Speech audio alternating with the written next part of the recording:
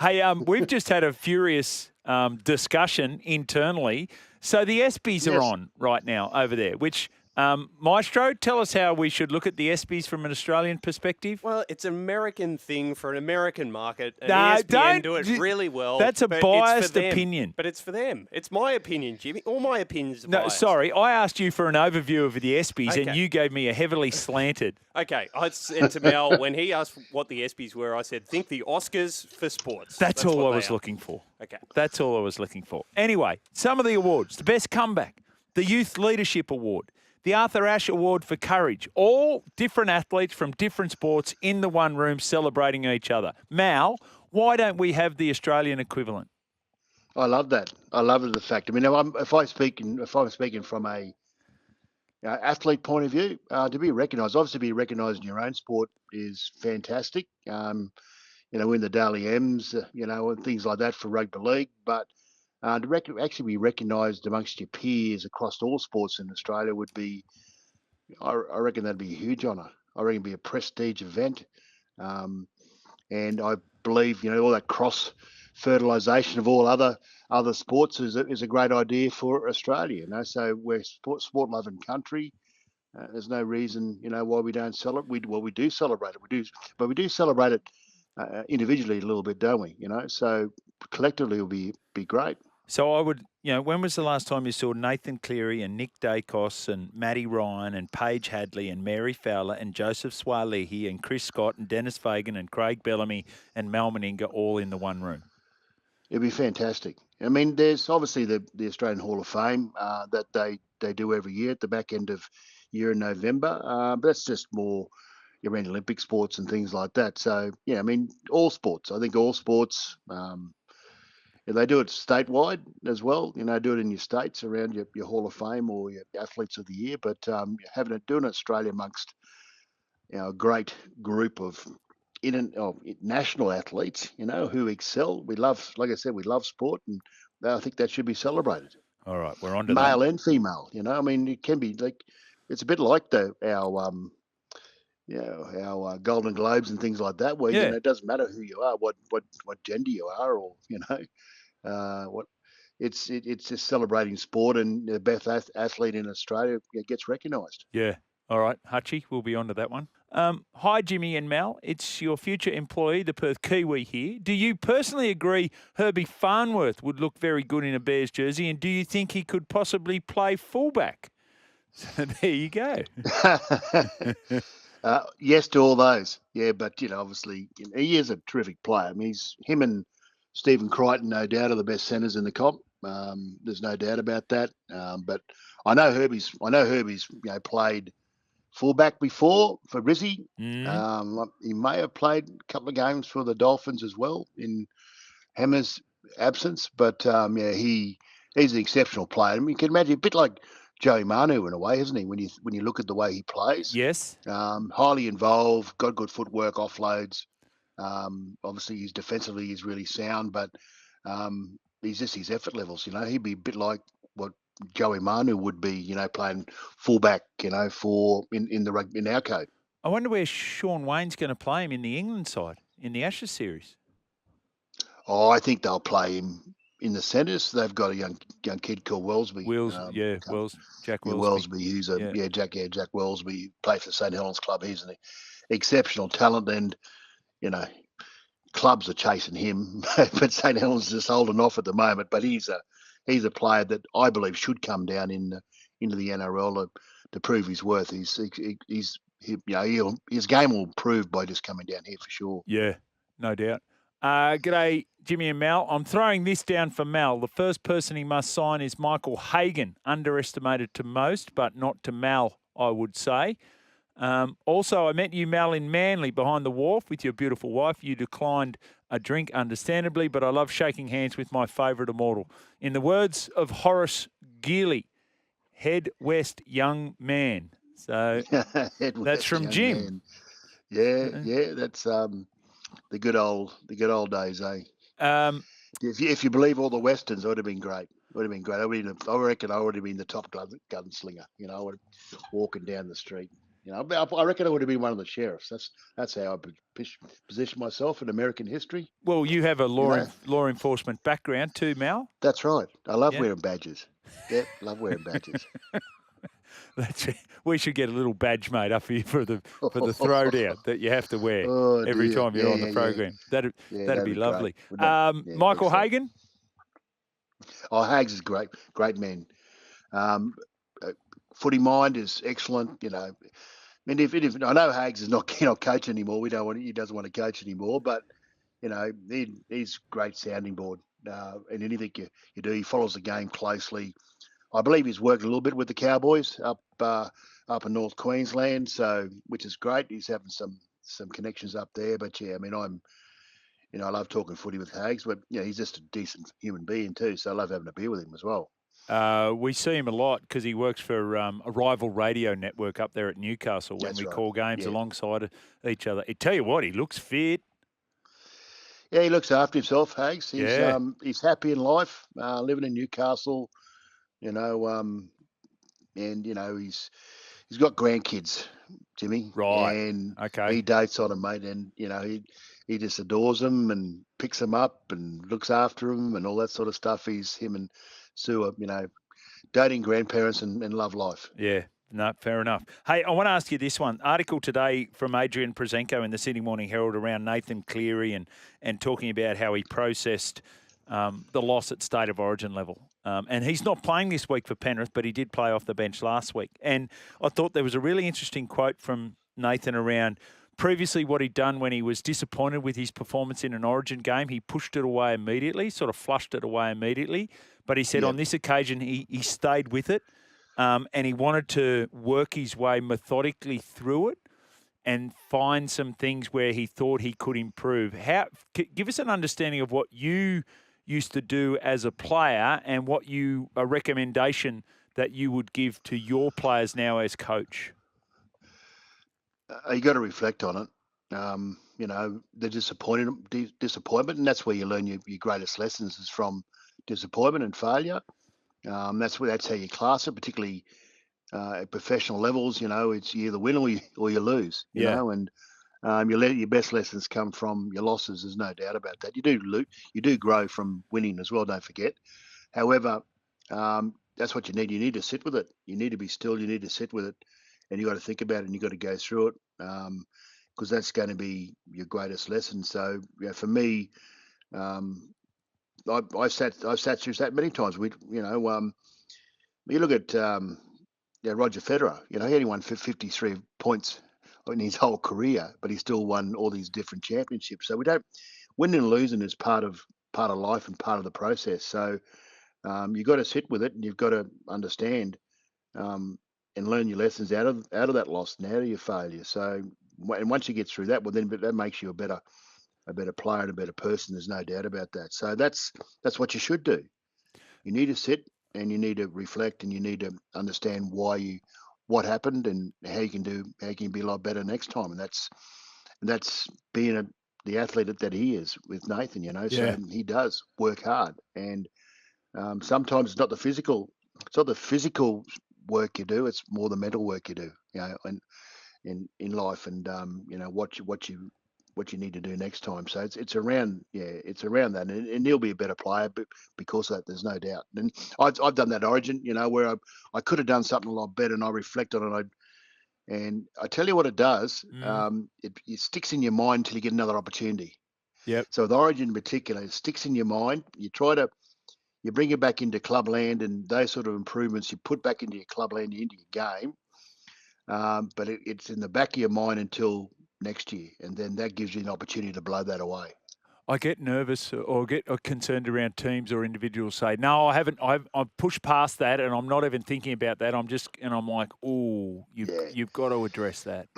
You got to address it. You got to sit with it. You got to reflect on it, and then you learn your lessons. Then you move forward. And the thing about it is, you do it on the next game you have. You know, that's great. But like I said, it does sit with you for the next 12 months until you get another opportunity. Yeah. There's a great story in Peter Sterling's book, right? So this was written in 1992 by the legendary Ian Heads in conjunction with Peter Sterling. And he told a story about how in a game a year earlier, he had stepped past, using the referee, stepped past Des Hasler and made a break in a game.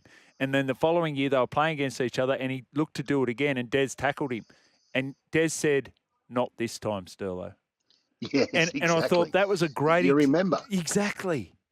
Yeah, exactly. You remember. Yeah, you don't forget. And all those things forget. going into that game, Des Hasler would have been saying, right, this, I'm not going to let him do this.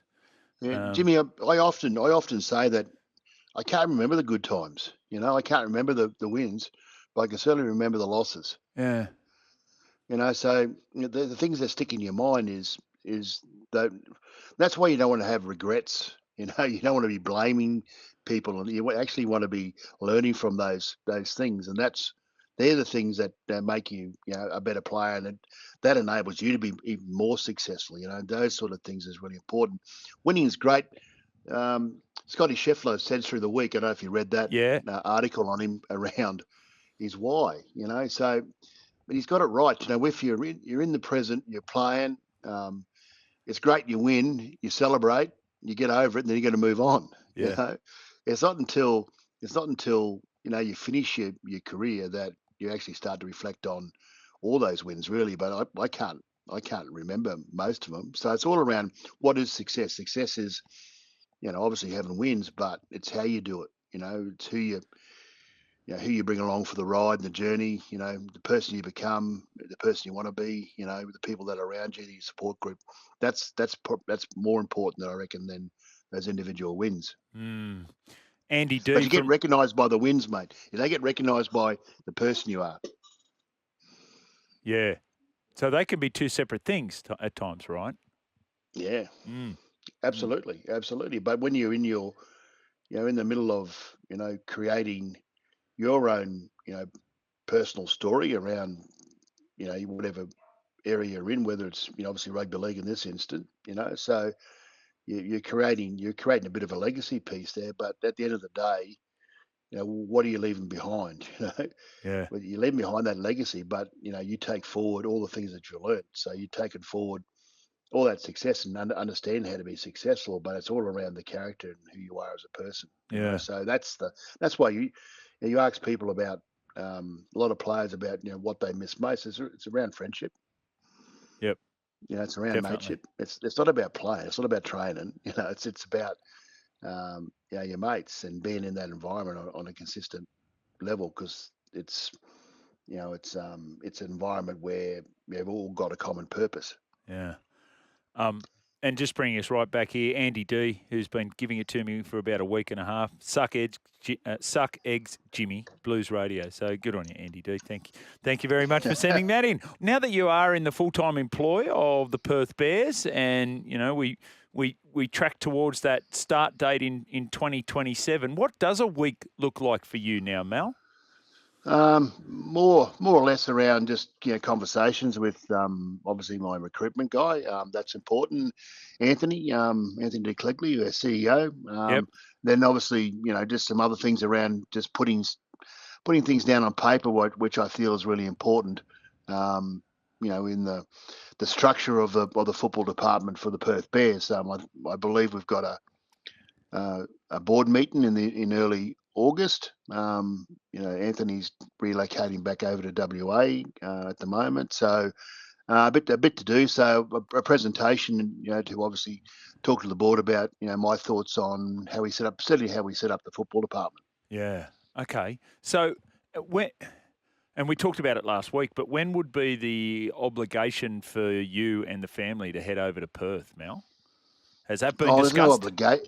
No, it's no obligation, because we all realise that I think I've talked about before around it's going to be organic, So a lot of work needs to be done around the strategy, I reckon. And again, building this foundation pillars, which is around who is a Perth Bear. So I've had several conversations with different people on that particular subject. About a group of the North Sydney Bear ex-players who were really good, so I really had a great conversation with them when we talked about, the history of the North Sydney Bears and their expectations, So it's been really encouraging, obviously. It's been really exciting. Everyone's really pumped with it all, but I keep saying we've got to get that foundation right. We've got to make sure that whatever we set up has got to have those, that strong pillars into the ground. So we start to build the club from there, So they're the sort of things we need to do. And then, like I mentioned before, there's we haven't even had a board meeting met yet. I've met a few of the board members already, but it's going to be really exciting to go meet with them for the first time when they sit to collectively. Yep. And then we just talk about the vision. What do we? Boards are there to set vision and strategy and strategic direction as well. So looking forward to having that conversation. And then obviously once you know that and when everyone's together and taking ownership over it all, well, then we can start to move forward. Okay, recruitment. I'm looking at a couple of guys here that have been in the news today. And one is that Zach Hosking, I think it's confirmed that he has re-signed with the Raiders until the end of 2028. So he's a guy that strikes me as a great professional at 28 years of age. So he's off the market. The other one that was talked about was HERBIE FARNWORTH, who is up there. And obviously the Dolphins are very keen to hang on to him. And they're looking at a $1 million deal for him. They strike me as two guys who would be absolutely perfect for setting that tone of what it means to be a Perth Bear and getting into your squad. Whether you want to comment directly on those two players, but how close are you now to announcing a first player for the Perth Bears? Well, we haven't had a board meeting, Jimmy. So we're not even quite sure what our budgets are going to be. So we're talking the house down, but at the moment, there's a very little action that can happen from our end, unfortunately. So we can have conversations about it all, but there's nothing we can put in place just yet. Have formal conversations with any of those players, really, because we're not in a position to be able to do that. So we can't influence anything at the moment until we have that board meeting and I understand the directive from them and where we sit. So like I said, it's all around conversations, all around setting up foundations, or what I think, and that they mightn't even like it. I don't know. So Yeah. it's we're in a unenviable position at the moment because we can't do anything to even lock down our first player. So all those players you talk about are excellent. They'd be great, Perth Bears players. So it's not frustrating, but you've got to understand the process. This is right from it's green space. It's like there's not even a peg in the ground, but it's gradually building up with the CEO and obviously myself and Ben Gardner's been appointed. Ezra Howe for recruitment. So there's 4 people. But we will still need resources to look at how we, actually keep on moving forward. And that's what we need to do. We need to keep moving forward. At the moment, it's just little small steps. But, like I keep iterating that I need to make sure that the foundation is right first, make sure that we've got something to sell. Yeah. I'd imagine that's, first thing on your list because that feels like you are completely hamstrung by that at the moment. I'm thinking about the first ever signing for the Dolphins was Harrison Graham, right? Yeah. Who's hasn't proven to be the world's best player, but gave them put a stake in the sand and said, right, this is who we are and this is the type of person and this is the type of player we want to recruit. And the earlier you get to do that, Mal, the better. Yeah, no, I'm not disagreeing with you. And the time frame's reasonably short. So I think it's a lot of things that go on behind the coal face with governance issues, and obviously how do you set up your constitute at the club and all that sort of stuff, and your budgets, and getting the board was a huge decision. So and I've met a couple of them like I mentioned, but they're a very diverse, exciting board to be able to work with. So that's what I said before. It'd be good to have a bit of it'd be good to get in front of them and just chat about what is their vision for the future. Yeah. So I've got a vision. We're working on it at the moment because we're actually engaged and employed by the Perth Bears at the moment, and that started on the 1st of July. So yeah, it's just a bit of process. We just got to be very patient with it all. Everyone knows the Perth Bears is out there because we get our name, put into most articles if someone comes onto the market. It's funny but that, that's that's understandable. Yeah. So we'll be looking at everyone really. I've said that many times. We'll be looking at any player that becomes available, any players of interest that want to go over to the West Coast.